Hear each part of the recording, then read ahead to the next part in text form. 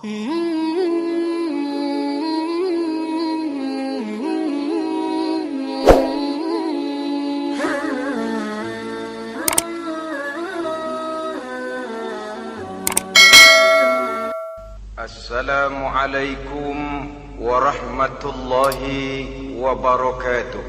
Waalaikumsalam warahmatullahi wabarakatuh. Bismillahirrahmanirrahim. Alhamdulillahi rabbil alamin. Wassalatu wassalamu ala ashrafil anbiya'i wal mursalin, imamil muttaqin, sayyidil ghurril muhajjalin, wa ala alihi wa ashabihil mujahidin at-tahirin, amma ba'du. Saudara-saudara kaum muslimin rahimakumullah, seorang muslim adalah seorang yang berpandangan luas, berjiwa lapang. Maksudnya apa? Tujuan jangka pendek dan jangka panjang ini harus dia raih kedua-duanya. Ini yang oleh Al-Quran diajarkan agar setiap muslim mencapai fid dunya hasanah wa fil akhirati hasanah. Kebaikan di dunia, kebaikan di akhirat, itu arti hasanah. Jangan macam orang dulu, punya istri dua pergi haji. Yang satu yang muda istrinya namanya Hasanah, yang satu namanya Khadijah. Waktu tawaf keliling Ka'bah, si suami ini nggak bisa doa apa-apa kecuali Rabbana Atina itu. Tiap putaran Rabbana Atina fid dunya hasanah wa fil akhirati hasanah. Putaran kedua Rabbana Atina fid dunya hasanah wa fil akhirati hasanah. Ini istri tuanya yang namanya Khadijah dengerin aja. Akhirnya di satu saat dia colek suaminya, "Bang, mentang-mentang Hasanah bini muda disebutin melulu. Saya dong disebutin dalam doa." "Iya deh, ntar putaran selanjutnya." Suaminya blow on juga. Putaran kedua dia baca Rabbana Atina fid dunya hasanah wa fil akhirati Khadijah.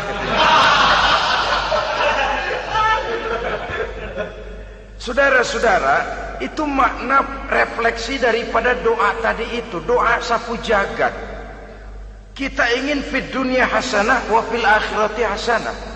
Tujuan jangka pendek dunia tercapai, tujuan jangka panjang akhirat dan ridho Allah juga tergapai.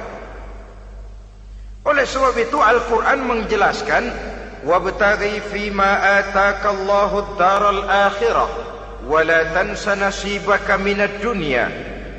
Dengan karunia yang diberikan Allah kepadamu, carilah bahagia akhirat. Wala tansa nasibaka minad dunya, tetapi jangan lupakan bagianmu dalam kehidupan di dunia ini. Cari akhirat, utamakan akhirat dengan tidak usah melupakan jatahmu di dunia. Kenapa saya katakan seorang muslim berjiwa besar? Sebab andai kata dia gagal mencapai tujuan jangka pendek, andai kata dia gagal di dunia, dan dia oleh Islam diajarkan jangan sampai gagal, tapi andai kata dia gagal, dia masih punya tujuan jangka panjang, akhirat dan ridho Allah. Dia masih bisa menghibur diri, biarlah di dunia kita sederhana, bahkan biarlah susah di dunia, asal di akhirat kita bahagia. Orang yang tidak punya pandangan hidup semacam ini, sorgalah dunia ini. Segalanya telah tertumpu di sini. Bila umurnya selesai, ajalnya datang, selesai sudah, sorganya sampai di situ, dan dia tidak punya pengharapan lain di belakang itu. Maka seluruhnya bertumpu pada kehidupan di dunia. Padahal dunia seperti air laut, makin diminum makin haus, makin kering tenggorokan. Dunia yang diperturutkan menyeret manusia ke dalam lingkaran setan, terjebak dalam sifat yang namanya tamak bin rakus alias serakah.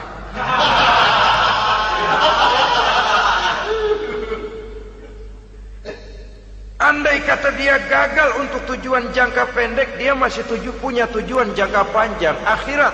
Dia masih sanggup berkata, biar di dunia kita sederhana, bahkan biar kebelangsak sengsara susah di dunia, asal di akhirat kita bisa bahagia. Kan masih ada harapan. Yang paling bangpak, paling rusak betul, sudah di dunia sengsara, di akhirat celaka. Jadi dunia rumahnya gubuk, pinggir kali miring, asal hujan bocor, utang selebar warung. Bayang kagak, ngaji enggak, puasa enggak, saban malam merit mulu. Saudara hadirin yang saya hormati, lalu kapan mau bahagia kalau sudah di sini susah, di sana akan susah juga. Ini yang pertama, seorang muslim, seorang yang optimis, berjiwa besar, luas pandangan. Kegagalan dia dalam jangka pendek tidak menyebabkan dia melupakan tujuan jangka panjang. Yang kedua, positifnya apa? Cara dia mencapai tujuan jangka pendek diwarnai oleh keyakinan adanya tujuan jangka panjang. Dia memang benar cari harta, tapi karena dia yakin ada akhirat, Allah ridho apa tidak. Ini positifnya. Saya memang cari duit, tapi dengan cara ini Allah ridho apa tidak. Saya memang ingin berpakaian yang rapi, tapi dengan tidak menutup aurat begini, Allah ridho atau tidak. Saya memang bergaul menghormati teman, tapi terjebak dalam minuman keras karena menghormati teman, Allah ridho apa tidak. Ini orang yang punya tujuan jangka panjang. Segalanya diberikan bingkai dengan pertanyaan, Allah ridho atau tidak. Keyakinannya terhadap tujuan jangka panjang mewarnai gaya hidupnya di dunia ini, mencapai tujuan jangka pendek tadi. Mau minum, Allah ridho apa enggak ini? Mau makan, yang saya makan Allah ridho apa enggak ini? Pendeknya apapun yang mau dia kerjakan, karena dia punya keyakinan tujuan jangka panjang, dia selalu menimbang terhadap ridho Allah tadi. Jadi tanpa prestasi ibadah, kita nol besar dalam pandangan Allah. Ini nilai manusia yang hakiki di sini. Ini makna inna akramakum indallahi atqakum. Di akhirat nanti kan tidak pernah akan disidang, kamu pendidikan setinggi apa? Tidak. Gelarmu berapa renteng? Profesor, doktor? Tidak. Akhirat hanya menyidang kau sholat atau tidak, kau puasa atau tidak, kau zakat atau tidak. Diberikan kamu harta yang banyak, dari mana kau dapat, kemana kau belanjakan. Prestasi ibadah itu yang ditanya. Setinggi apa pendidikan, sebanyak apa pengalaman, no problem. Tidak jadi masalah di akhirat itu. Prestasi ibadah itu yang akan kita persembahkan di hadapan Allah. Itu makna inna akramakum indallahi atqakum. Kerbau dinilai dari dagingnya, makin gemuk makin mahal harganya. Tapi ada perkutut lebih mahal dari kerbau. Perkutut itu mahalan mentahnya loh daripada matangnya. Karena harga perkutut pada suaranya. Lalu di mana harga manusia yang paling gemuk? Tidak. Suaranya, oh kalau manusia dinilai dari suaranya, barangkali Madonna nomor awal masuk surga. Hanyalah dengan prestasi ibadah kita bisa mencapai tujuan jangka panjang, akhirat dan ridho Allah. Nah baiklah ya, kalau sudah jelas bahwa kita punya dua tujuan jangka hidup, jangka pendek dan jangka panjang, bagaimana Islam mengajarkan kita meraih dua ini? Pada prinsipnya Islam mengajarkan sistem keseimbangan. Dalam berbagai aspek kehidupan, keseimbangan ini nampak dengan nyata diajarkan oleh agama kita. Seperti ayat yang saya bacakan tadi. Dengan karunia yang diberikan Allah kepadamu, cari negeri akhirat, tapi jangan lupakan bagianmu di dunia ini. Dalam bentuk yang lebih nyata, bekerjalah untuk duniamu seolah kau akan hidup buat selamanya, tapi bekerjalah buat akhiratmu seolah kau akan mati besok. Manifestasinya dalam kehidupan, misalnya orang kaya diperintah membantu yang miskin, tapi orang miskin dianjurkan berusaha. Jangan mengandalkan hidup kepada yang kaya, seimbang. Kamu kaya, betul Pak, bantu yang miskin. Kamu miskin, iya Pak, berusaha. Seimbang. Tuan rumah diwajibkan menghormati tamu, tamu diwajibkan tahu diri, seimbang. Jadi bagaimana kalau sudah kita bekerja di sawah, di ladang, di pasar, di kantor, anggap kita akan hidup selamanya agar timbul gairah kerja. Tapi kalau sudah sholat, anggap kita akan mati besok supaya timbul khusyuknya. Nah, titik tekannya di mana? Stresnya itu. Walaupun Islam mengajarkan sistem keseimbangan, tapi Al-Quran tetap menggarisbawahi walal akhiratu khairul laka minal, bahwa bagaimanapun seimbangnya, akhirat itu lebih utama daripada dunia. Bagaimana implementasinya? Kata orang-orang tua, kalau kita menanam padi, rumput pasti tumbuh, tapi nanam rumput jangan mimpi tumbuh padi. Maksudnya apa? Kalau satu perbuatan kita niatkan karena Allah, dunianya pasti ikut. Tapi kalau satu perbuatan diniatkan karena dunia semata-mata, akhirat akan hilang. Sebab itu, biasakanlah berbuat sesuatu baik untuk tujuan jangka pendek, lebih-lebih untuk tujuan jangka panjang, dengan motif lillahi ta'ala. Jadi saya ulangi, satu perbuatan kalau sudah diniatkan karena Allah, dunia biasanya ikut. Tapi kalau diniatkan karena dunia semata-mata, akhirat akan luput. Padahal itu titik tekannya, walal akhiratu khairul laka minal ula. Saudara-saudara kaum muslimin rahimakumullah, ini tujuan hidup. Jadi landasan tempat kita bertolak sudah jelas, pantai yang akan kita tuju dalam kehidupan ini juga sudah nyata. Kita ingin mencapai apa yang dinamakan fid dunya hasanah wa fil akhirati hasanah. Untuk itu perlu ada keseimbangan, tetapi titik tekannya tetap akhirat lebih utama daripada kehidupan dunia ini.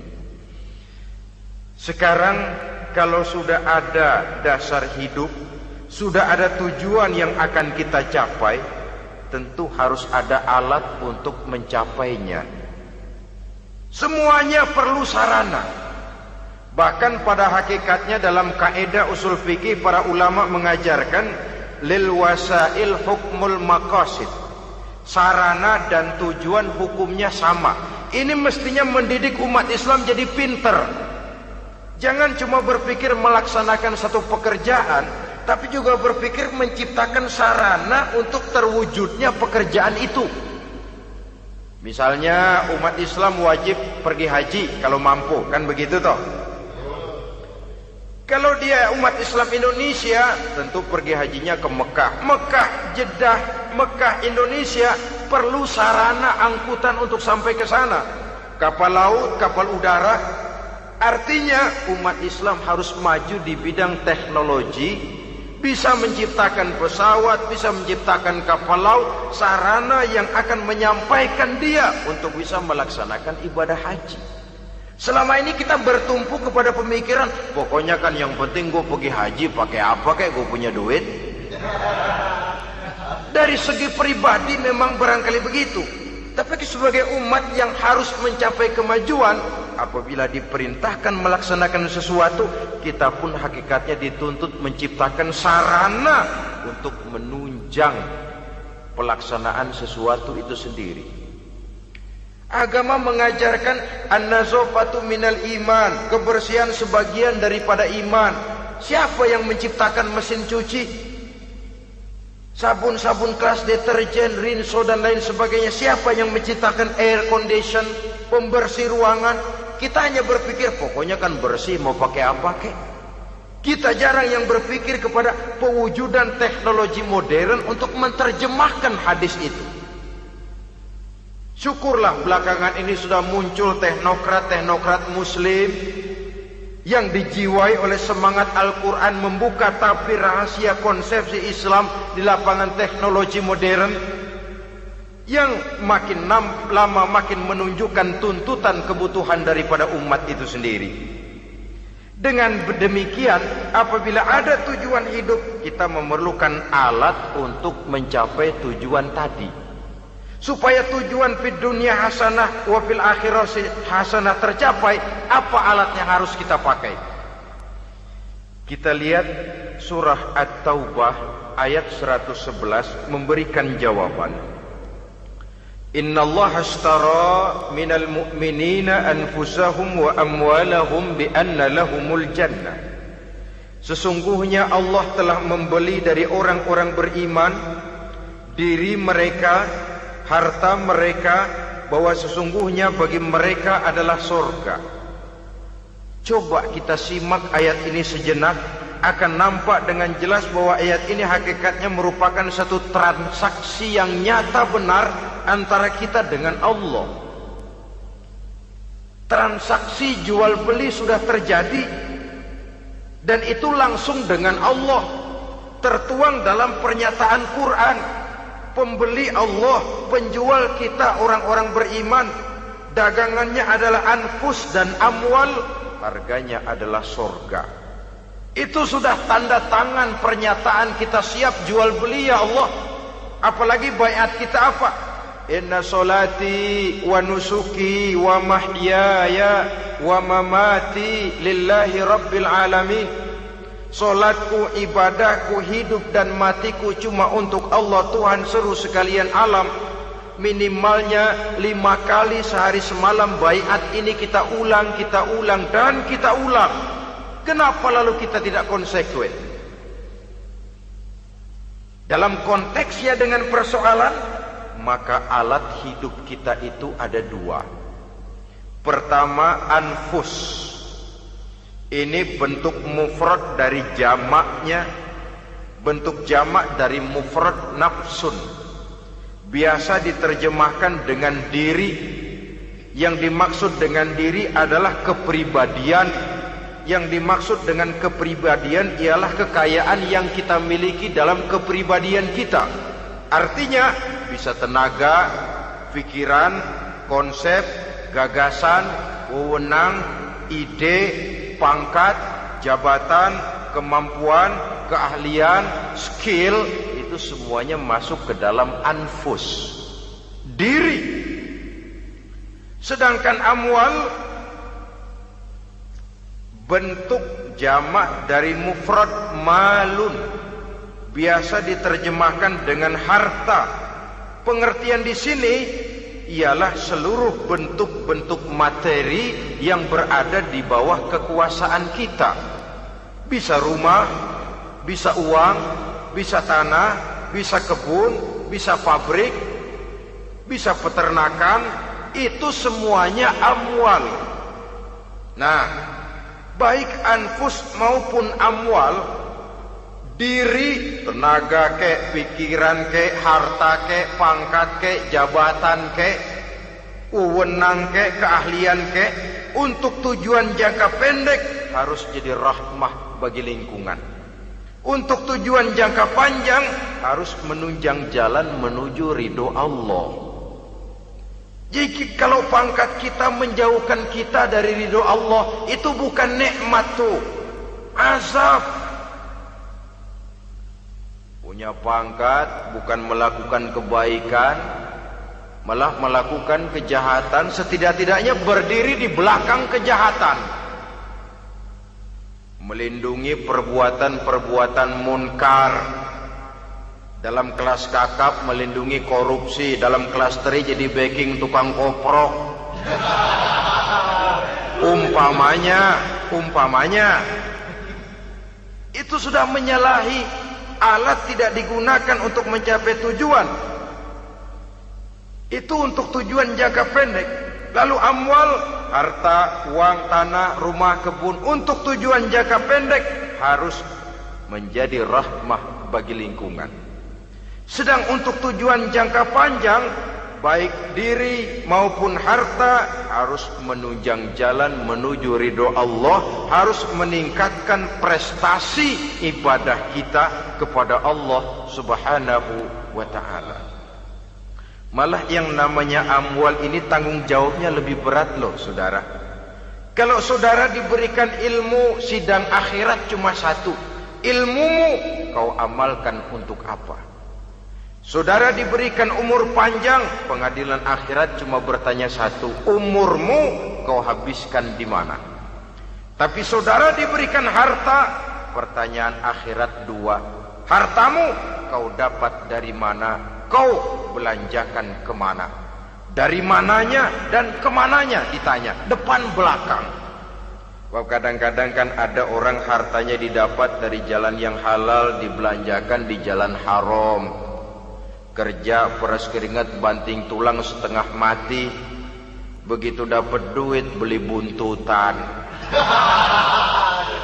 muter-muter kertas cari kode. Didapat dari jalan halal, dibelanjakan di jalan haram. Atau didapat dari cara yang haram, dibelanjakan di jalan yang baik. Menang judi, nyumbang pesantren. Nabi mengajarkan innallaha thayyibun la yaqbalu illa thayyib. Allah itu baik dan hanya menerima yang baik-baik saja. Tidak bisa mencuci kain dengan air najis. Kain akan tetap kotor. Saudara-saudara kaum muslimin rahimakumullah. Oleh karenanya masalahnya terpulang kepada kita, pandai-pandailah membagi orientasi. Suatu saat tenggelam kita dalam kesibukan dunia dan seluruh isinya untuk mencapai tujuan jangka pendek. Lain saat tenggelam kita memfanakan diri untuk mencapai tujuan jangka panjang, akhirat dan ridho Allah. Karena kehidupan ini bukan berjalan tanpa batas. Umur ini bukan satu karunia tanpa pertanggungan jawab. Satu saat setuju atau tidak, rela atau terpaksa, kita akan sampai kepada garis finish daripada perjalanan kehidupan dunia ini. Yang memang merupakan satu perjalanan panjang, a walking tall. Kata orang Kulon, a walking tall, satu jalan yang demikian jauhnya. Entoh kita akan sampai ke garis finish.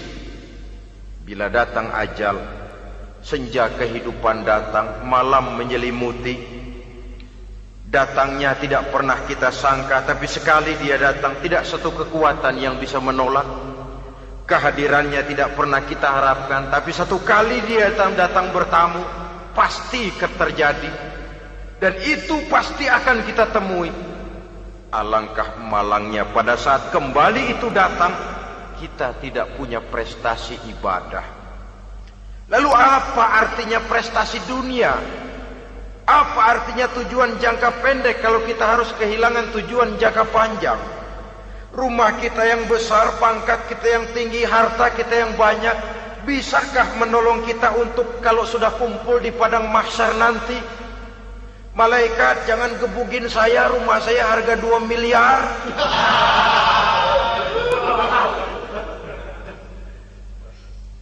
Sudahlah malaikat, damai saja, itu Rolls Royce saya. Pakai saja malaikat, pakai. Kata malaikat, gue budak, gue nggak butuh gituan. Hanya prestasi ibadah yang bisa menyelamatkan kita pada kondisi semacam itu. Jadi oleh karena itu saudara-saudara, biar di dunia ini rumah kita besar, mobil bagus, uang banyak, pabrik ada, usaha lancar, asal di akhirat masuk surga aja. Gak apa-apa. Daripada di dunia sengsara, di akhirat neraka, senangnya kapan? Sudah di sini sengsara, di sana kebelangsak. Itu yang orang-orang tua bilang lacur kuda namanya.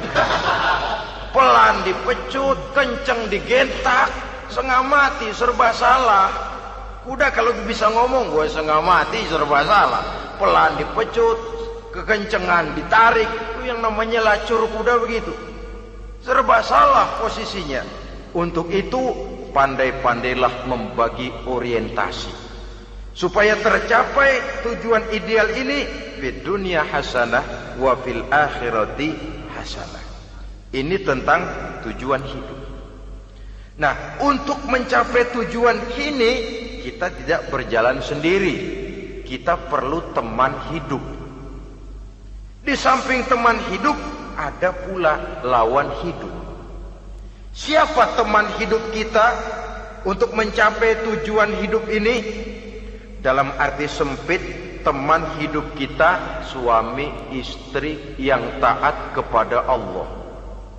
Suami istri lebih dari sekedar satu pasangan, juga saling melengkapi, merupakan bagian daripada kehidupan. Suami adalah teman istri, istri adalah teman suami untuk mencapai tujuan hidup tadi. Mencapai fid dunya hasanah wa fil akhirati hasanah. Seiring, seirama, selaras, serasi, seimbang, kata orang sekarang. Teman dalam arti sempit. Adapun teman dalam arti luas, setiap orang yang pandangan hidupnya sama dengan kita. Setiap orang yang akidahnya sama dengan kita. Terlepas dari suku bangsa apapun, warna kulit apapun, bahasa apapun, jikalau keyakinannya sama, pandangan hidupnya sama, dia adalah saudara kita dalam artian yang luas. Islam tidak kenal teritorial, maka tidak ada itu Islam Jepang. Ya walaupun secara formalnya ada, tapi informal, Muslim adalah Muslim, diikat dengan akidah. Itu teman hidup. Lalu lawan hidup siapa? Pertama iblis, dalam segala bentuk dan implementasinya. Yang kedua, setiap orang yang pandangan hidupnya tidak sama dengan kita secara ideologis, itulah lawan hidup kita. Maka yang teman jadikan teman, yang lawan jadikan lawan. Jangan teman dijadikan lawan, lawan dijadikan teman. Itu namanya kopiah dipasang di kaki, pak bakyak naik ke jidat.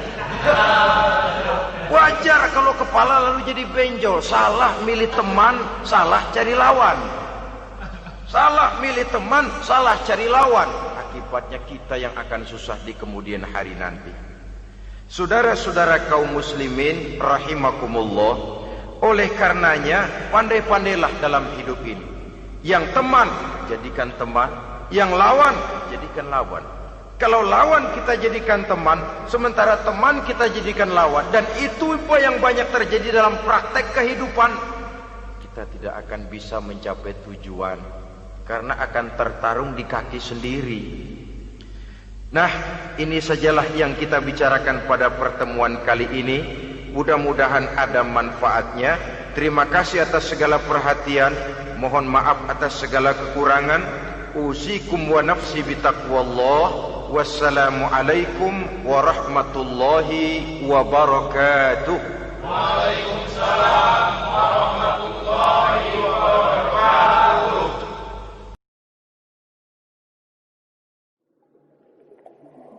Mm-hmm.